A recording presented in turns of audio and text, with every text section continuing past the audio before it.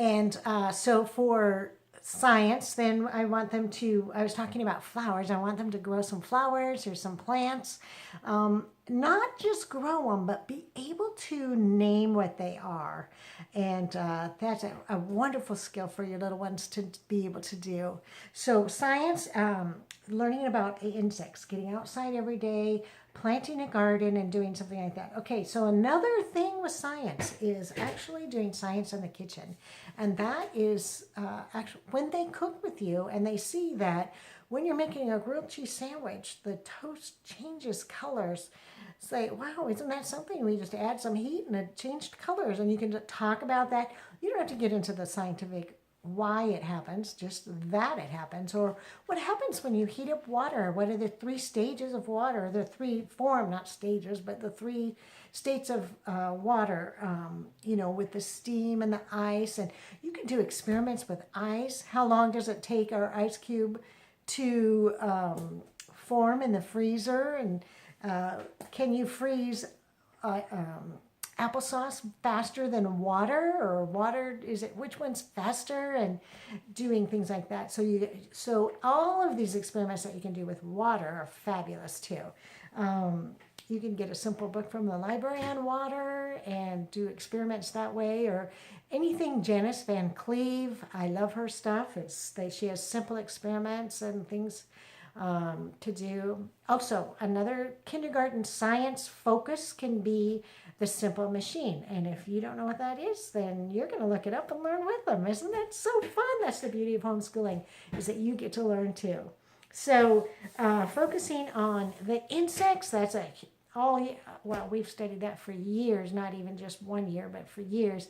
So insects, studying those, studying water and the properties of water, and investigating that.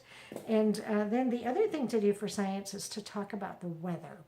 And you can keep track of the weather, do a weather chart. They can have something on the wall when they say it's cloudy today and it's cloudy tomorrow and it's still cloudy. Well, in some places it's not cloudy, and when they get clouds, it's kind of fun.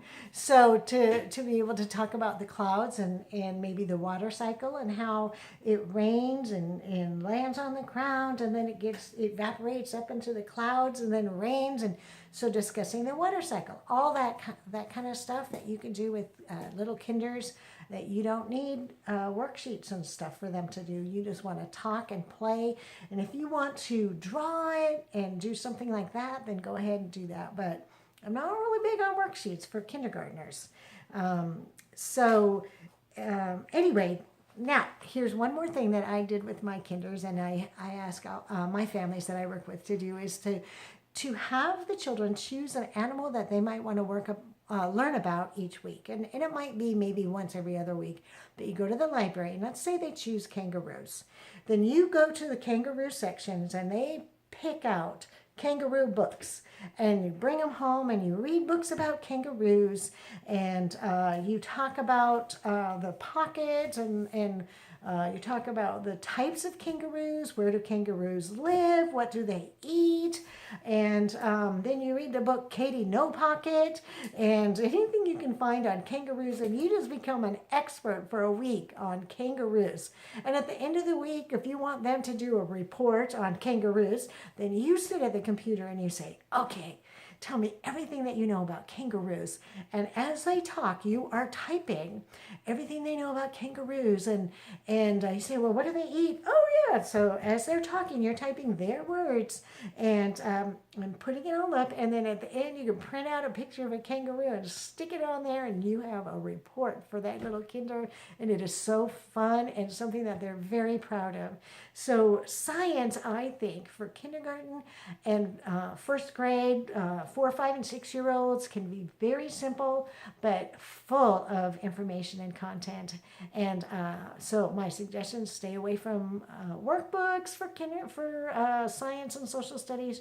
Do more activity things and get them involved and engaged in the learning, and just have fun with it. So I'm going to put some notes down there in my blog about the curriculum, I might have forgot some, so I'll note them there. And if you have some more questions, then just email me and I'd be happy to give you some more suggestions. But I think this is good to get you started. Have a great year.